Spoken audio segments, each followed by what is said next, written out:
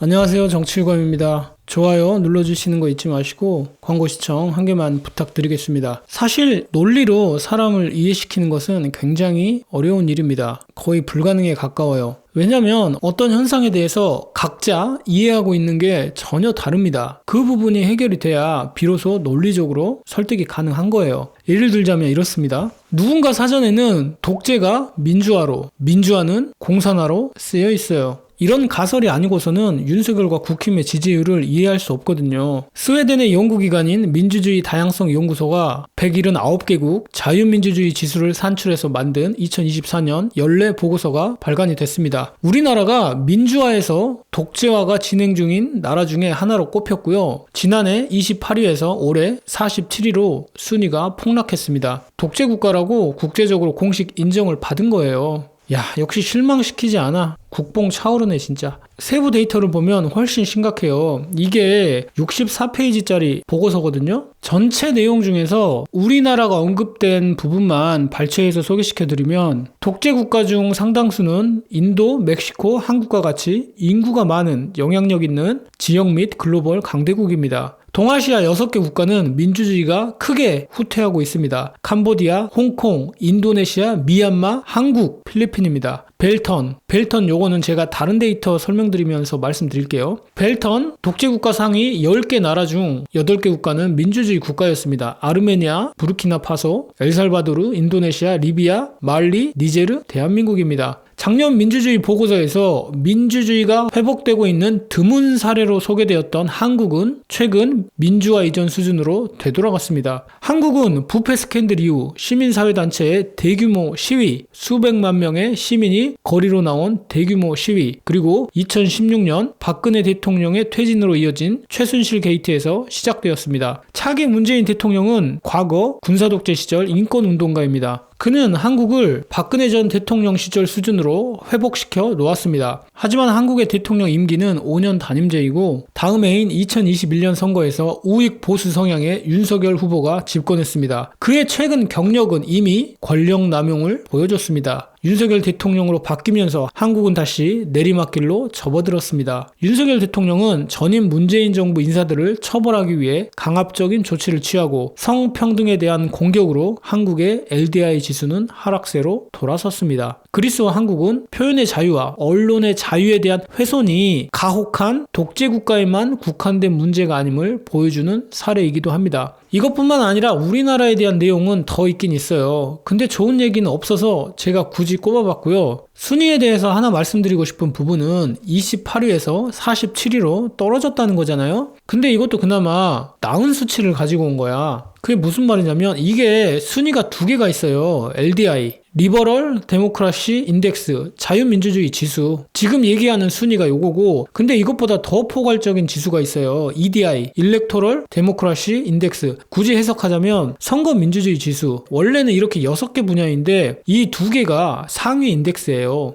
요 EDI는 뭐냐? 이 지수는 선거가 자유롭고 공정한지 여부와 자유롭고 독립적인 언론의 보급 등 선거 또는 대의민주주의의 원칙을 측정합니다. 이 지수는 민주주의의 핵심 요소로서 다른 모든 지수의 일부입니다. 여기 보세요. LDI는 47이죠? 근데 EDI는 50이야, 52. 데이터 관련해서는 이것만 추가로 설명드릴게요. 작년에 비해서 민주주의 지수가 많이 퇴보한 탑10, 그러니까 급격하게 독재화가 진행된 나라 탑10이라는 얘기예요. 정확히는 민주주의 지수가 회복되다가 다시 꼬꾸라진 케이스입니다. 제가 앞에서 벨턴 설명드린다고 했었죠. 벨턴 단어 그대로 그래프 모양이 종 모양이라는 거야. 겨우겨우 회복시켜 놨는데 다시 도루묵된 나라들이라는 겁니다. 그 나라들 몇몇 잠깐 봅시다. 1위 엘살바도르. 뭐 문재인 정부 시절에 포퓰리즘으로 나라 망한다고 하면서 나오는 이름. 베네수엘라, 엘살바도르 이런 나라 아니에요? 3위 미얀마. 군부독재가 장악하고 있잖아. 7위 니제르. 여기도 아프리카 군부독재 정권이고 9위 대한민국. 10위 인도네시아. 독재자 인도네시아도 왜 이렇게 폭망했냐? 여기도 거꾸로 가고 있어. 우리나라의 전철을 똑같이 밟고 있습니다. 인도네시아의 이승만 초대 대통령이자 독재자 수카르노거든요. 똑같아. 누구는 독재자라고 하고 누구는 국부고 경제 살렸다고 하고 똑같아. 근데 이번에 이 수카르노의 사위가 대통령이 됐거든. 35년 수카르노 독재 시기에 이 사위가 악명 높은 특수부대 사령관으로 정정 납치하고 죽이고 고문하고 했던 사람이야. 지금 국방부 장관인데 대통령 된 거고요. 진짜 최악인데 이것보다 우리나라가 더 최악이라는 얘기야. 1위부터 10위를 보니까 눈 떠보니 윤석열한테 후진국 퍽치기 당한 수준입니다. 이 시점에 태극기 한번 펄럭 해줘야 되는 거 아니에요? 일장기 펄럭 해야 되나? 농담이 아니라니까. 전 세계는 우리나라를 독재국가로 평가하고 있어요. 이거 누가 만들었어? 저는 가장 큰 지분은 이찍 어르신들이라고 봅니다. 어르신이라고 불러야지 어쩌겠어요. 독재 시절을 겪은 사람들이 세뇌가 돼가지고 극복하기가 쉽지 않아. 뭐에 세뇌가 됐냐면 제일 안 좋은 세 가지가 뇌에 인이 박혀 있어. 첫째, 메카시즘. 제가 어제 색깔론이 중도 확장 측면에서 전혀 서구 포인트가 없다고 말씀드렸잖아요. 나이 드신 분들한테는 이게 먹혀. 둘째, 지역감정. 셋째, 친일. 적극적인 친일이 아니라 이것보다 종북이 훨씬 위험하다고 생각하니까 일본을 그다지 나쁘게 안 봐. 이거 극복하는 거 쉽지 않다. 여러분도 그렇게 생각하잖아. 이거는 세대가 바뀌는 거 말고는 답이 없다고 봅니다. 누가 그랬잖아. 윤석열 제일 큰 단점이 지지자들이 정신병자들이라고. 윤석열이 이럴 거 몰랐어? 윤석열은 후보 때부터 계속 독재 정권 좋다고 말해왔어요. 전두환 5.18 빼고 정치는 잘했다고 하고. 근데 그거 사과하라니까 개사과 사진 올리고 또 며칠 있다가는 독재 정부는 국민 경제를 확실히 살려놔서 우리나라 산업화 기반을 만들었는데 이 정부는 무엇을 했나? 이렇게 얘기했잖아요. 아니 3살 먹은 애들도 아니고 민주주의 싫다고 독재 좋다고 뽑는데 어떻게 막아? 국민들이 앞장서서 독재 맛 한 번 더 보겠다고 찍어준 거잖아요. 또 기가 막히게 신기한 게 뭔지 아세요? 과학이야 과학. 윤석열 지지하는 절대 다수의 사람들이 이승만, 박정희, 전두환 이런 독재자들 긍정적으로 말해요. 그리고 저는 개인적으로 일본을 럭키 북한이라고 항상 얘기하거든요. 제가 왜 이렇게 얘기하냐면 1955년 이후에 자민당이 쭉 정권을 잡고 있다가 2019년에서야 민주당이 최초로 자민당으로부터 정권을 뺏었거든요. 이게 진짜 말이 되냐고. 이거 뭐 중국 공산당 일당 독재나 마찬가지잖아요. 물론 일본은 국회의원 자리를 아들에게 물려주는 게 흔하고 거의 세습이야. 그런 특성이 있지만 그거를 민주주의에서 감안해줄 포인트가 전혀 아니잖아요. 근데 그 일본이 민주주의 지수가 30이야. 우리는 47이고.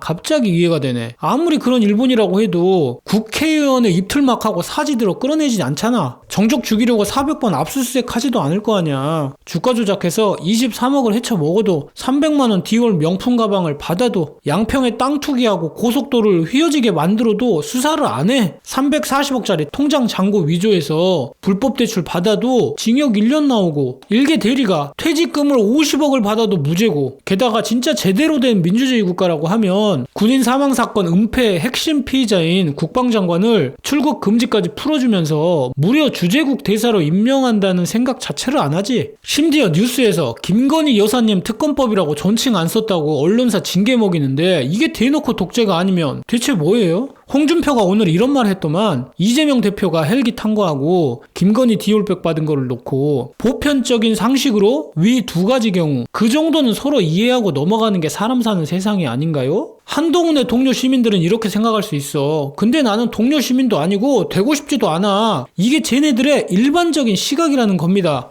헬기하고 디올백이 같다고 보는 게 보편적 상식이래. 이거 안 고쳐지죠. 불치병인데. 그니까 과거에 윤석열 찍었다고 해도 맨날 조중동이나 이봉규 TV, 가세현 이런 극우 유튜브만 보지 말고 이런 것도 좀 보면 세상이 어떻게 돌아가는지 알 텐데 이런 거 바라는 것 자체가 헛짓거리죠. 나보고 종북이라고 안 하면 다행인데 말을 듣겠습니까? 이것도 가짜뉴스라고 안 하면 다행이지. 제 유튜브 영상에 심심찮게 달리는 댓글이 가짜뉴스 유포로 신고한대. 아무리 이런 거 보여주면 뭐합니까? 스웨덴은 종북 좌파입니다 하면 끝인데.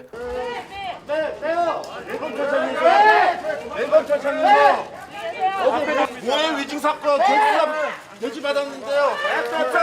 입장 한 말씀 부탁드리겠습니다. 총장님 답변하지 마시고 답합니다. 답변하지 마시고 총장님 답변하지 마시고 답합니다. 답변하지 마시고. 정리하겠습니다. 여러분, 이래서 전통 DNA가 중요한 겁니다. 역대 보수 계열 정당이 배출한 독재자 대통령 DNA 어디 안 가지. 김영삼 전에 전부 독재자였어요. 제가 한 100번 말했죠. 입으로만 겉으로만 북한 중국 욕하는데 알고 봤더니 그게 나도 하고 싶은데 못해서 질투심에서 나온 욕이야. 속마음은 김정은과 시진핑이 롤모델이라니까? 이래놓고 북한 공산 전체주의 좌파 어쩌고 저쩌고 하는 게 아이러니도 이런 아이러니가 없어. 또 거기까지만 하면 다행인데 그러면서 동시에 멀티태스킹으로 일본 앞잡이짓까지 한단 말이야. 한 가지 다행인 점은 아무리 그래도 과거하고는 다르게 국민들한테 총 쏠 수는 없잖아. 그니까 이왕에 독재하는 김에 뭐 한 개라도 잘하면 모르겠어요. 일은 또 겁나 못해. 전무후무한 캐릭터라니까? 아무리 언론을 탄압하고 기레기들은 아부 떨기 바빠도 전 세계는 우리나라가 어떻게 돌아가고 있는지 정확히 알고 있습니다. 우리나라 경제가 폭망했다는 내용은 많이 다뤘는데 우리나라가 독재국가가 됐다는 이 내용은 개인적으로 가슴이 많이 아프네요. 내년, 내후년 연례 보고서에는 드라마틱하게 상승한 국가 리스트에 올라갈 수 있을까요? 꼭 그렇게 되기를 바랍니다. 오늘 내용은 여기까지고요. 저는 정치유감이었습니다.